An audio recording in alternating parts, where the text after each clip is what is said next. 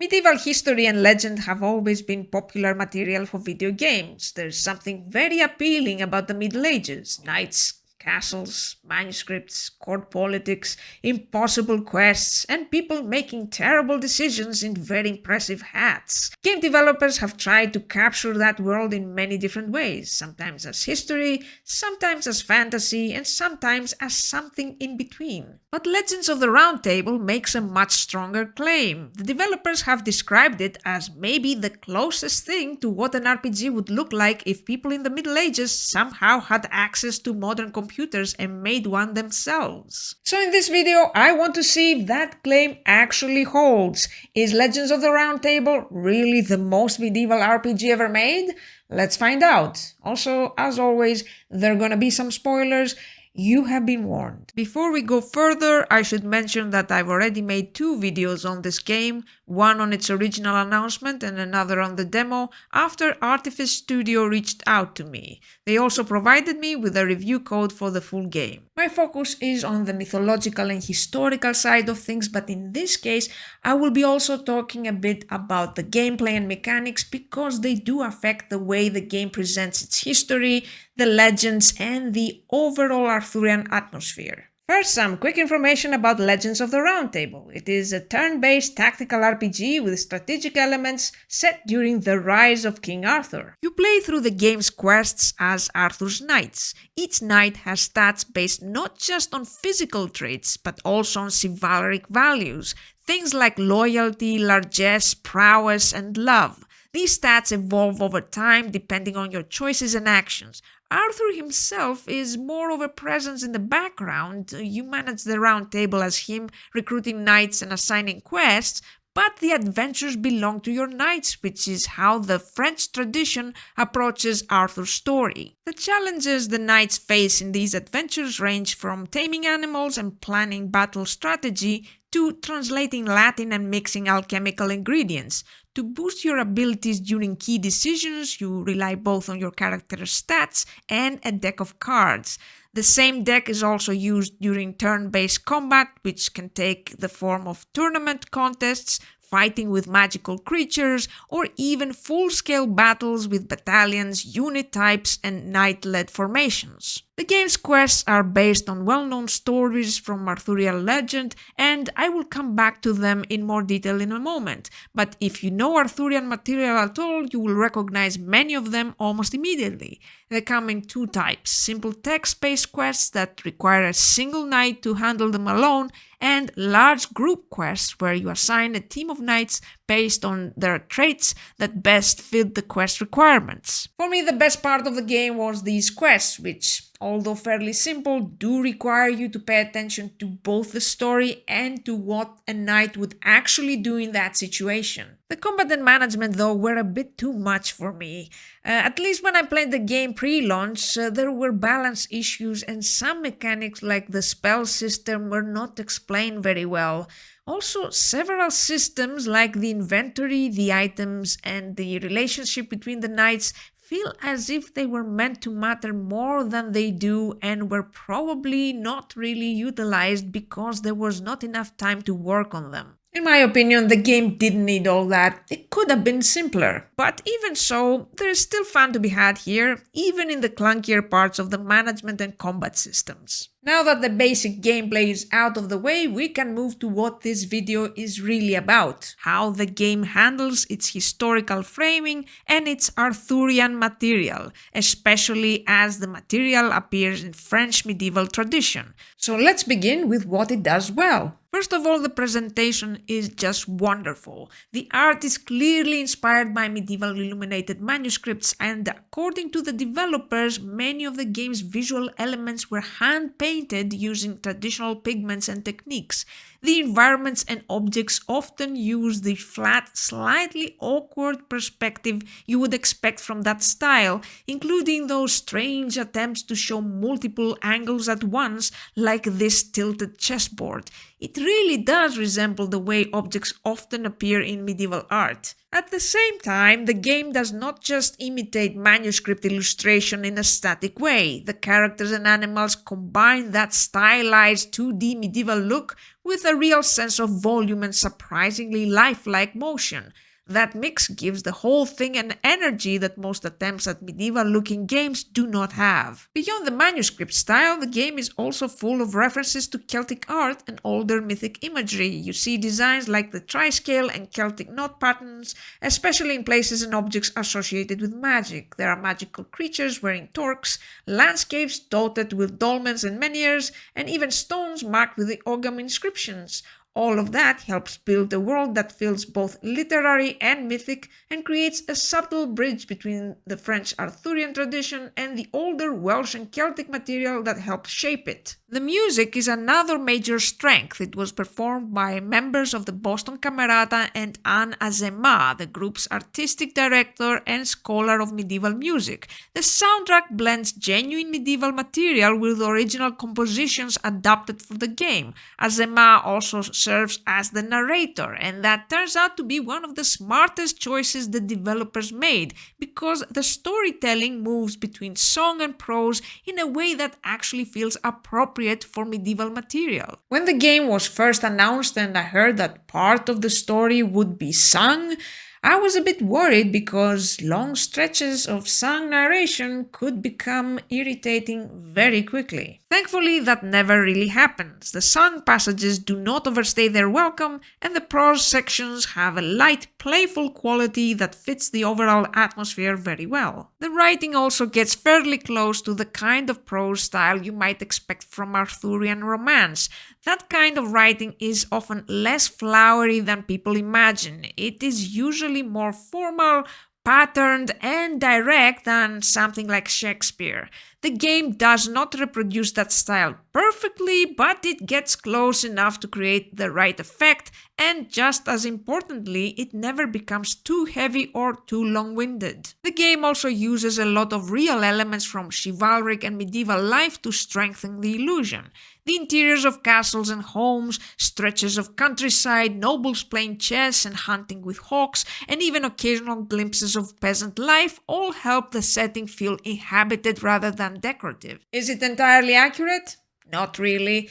I mean, you wouldn't be served the fox at a nobleman's table unless your host absolutely hates you. There are other small details here and there that are out of place, but that is not really the point, and in a strange way, it is actually part of what the game gets right. Medieval writers did not think about the distant past the way we do. Today, if we tell a story about Vikings or ancient Rome, we tend to make it feel like the world these people actually lived in. But in the 13th and 14th century, a story about Arthur set hundreds of years earlier would still be imagined through the world of medieval audience knew. Knights in full armor, chivalric codes, noble courts, castles, courtly love, and feudal hierarchies. So medieval authors would have no problem imagining Arthur's knights fighting 5th century Saxons while looking and behaving like high medieval nobles. They also would not have seen anything especially strange in mixing Arthurian Britain with classical Rome, elephants, Saracen archers, and whatever else the story required. The past was not divided into neat sealed-off historical compartments in the way we tend to imagine it now, and the game actually captures the medieval way of thinking pretty well. The game is set in the Britain of the 6th century, where people sometimes place a possible historical Arthur, but the real post-Roman British army would look nothing like this. It would look more like this. And you can forget about fully developed chivalric codes, grand stone castles, and the social world of late medieval romance. The game's chronology may be based in the period, but it is the medieval Arthurian imagination of that period, and in that sense, it is often more authentic to the tradition than a more accurate reconstruction. The same strengths apply to the game's use of Arthurian material itself. The campaign follows Arthur from the beginning of his reign after the sword in the stone to the war against Rome, and along the way it uses things like the rebellion of Lot and the Barons, mounted Mount Baden, the war against Claudius, the foundation of Camelot, and other major episodes from Arthurian tradition to build its larger progression. Then there are the major quests. The game includes 6 of them, and for each one, the developers even list the literary sources they drew from. They are the Bisclavret, the Loathly Lady, the Green Knight, Tristan and Iseult, Faye's Quarrel, and the Vale of No Return. And if you go through them, one thing becomes very clear very quickly. The pattern I noticed in the demo becomes even more obvious in the full game. Although the framing sometimes suggests 12th or 13th century French Arthurian world, the actual material the game draws on comes from many different layers of tradition. Some stories are late medieval English, some have roots in older Welsh and Celtic traditions, and some elements seem to be invented by the developers themselves in a style meant to feel authentically Arthurian. For example, the Green Knight keeps the core structure of the original poem, the beheading challenge, the journey to the Green Chapel, and the testing of the knight at the castle on the way there. But it also adds things that are not part of the original story, including court minigames, a murder mystery involving the Lord's son, and other quest material that was clearly added by the developers. And that applies even more to the other quests. Tristan and Iseult adds things like the Dragon Essence and the Obsidian Trial. The Loathly Lady introduces a subplot with a ghostly knight, Corrigans, and a strange magical stag figure. And Faye's Quarrel is more of a combination of Arthurian and non-Arthurian medieval material into something that feels like its own original romance. The same goes for the main campaign and the text quests. Some, like the Questing Beast or Silence, are still recognizably built around real Arthurian material, even if they are remixed with other elements. Others seem mostly original, but still use Arthurian motifs very effectively. Is that a problem? I don't think so. In fact, most of the time it works surprisingly well. The developers do a good job stitching together material from different Arthurian traditions, broader medieval literature, older mythic elements, and their own inventions into something that feels mostly coherent. If you know the sources well, you will see the seams, but for the most part, the game does succeed in creating a world that feels genuinely Arthurian rather than just generic fantasy. But although the game mixes these elements pretty well, it still has some problems in the way it handles its material. The first one is easier to notice and has to do with the contrast between the game's tone and the way its mechanics present themselves to the player. As I mentioned in the short gameplay section, the game is full of attributes, stats, modifiers, cards, combat effects, and challenge screens. None of these things are unusual in an RPG, and to be fair, they are all presented tastefully and within the game's beautiful visual style. On a purely functional level, they make sense.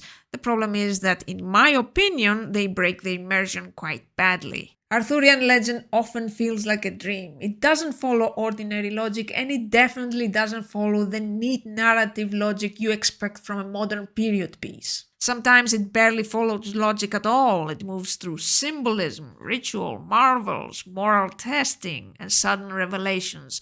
And to the game's credit, there are moments where it captures the atmosphere really well. But then, as you begin to settle into that mood, the game suddenly throws a challenge screen at you, or drops you into turn-based combat, and now your attention is no longer on the strange logic of the story, it is on percentages, cards, stat checks, positioning, and numerical outcomes. Instead of thinking like a knight inside an Arthurian romance, you start thinking like a player trying to solve a system. That creates a very abrupt tonal shift. The game keeps pulling you out of its world and asking you to use the most calculating part of your brain. And the result is that the atmosphere is constantly interrupted by the machinery underneath. The second problem is more subtle, but I think is a more interesting one. At the beginning of this video, I mentioned that the developers wanted to answer a wonderful question.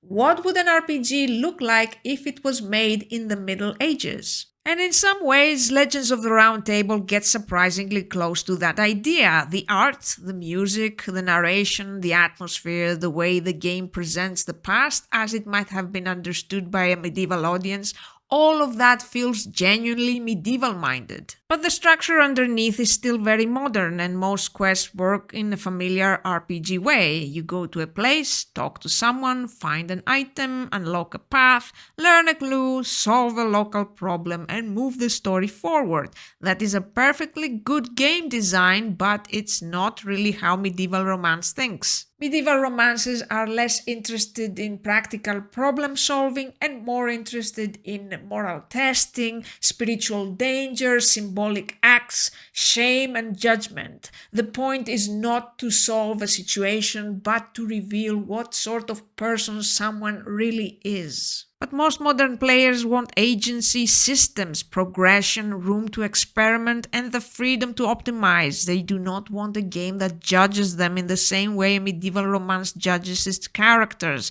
So Legends of the Round Table does what almost any modern game would do. It translates medieval material into forms that are more familiar, more playable, and more marketable. This connects with the problem I mentioned in my video about the game's demo. In Arthurian romance, the knight who undertakes a quest matters enormously.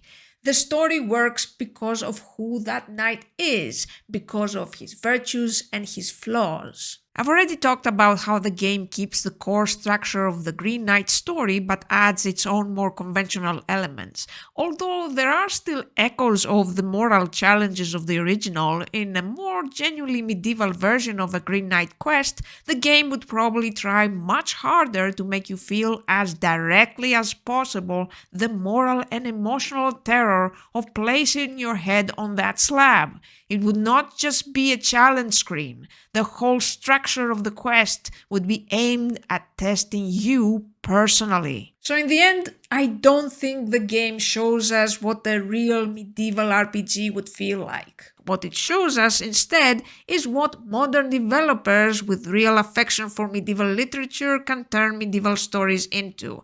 It is often medieval in its source material, medieval in its mood, and medieval in its visual imagination, but in the way it structures experience, it is still unmistakably a modern RPG. Does that reduce the enjoyment of its medieval atmosphere and sense of wonder?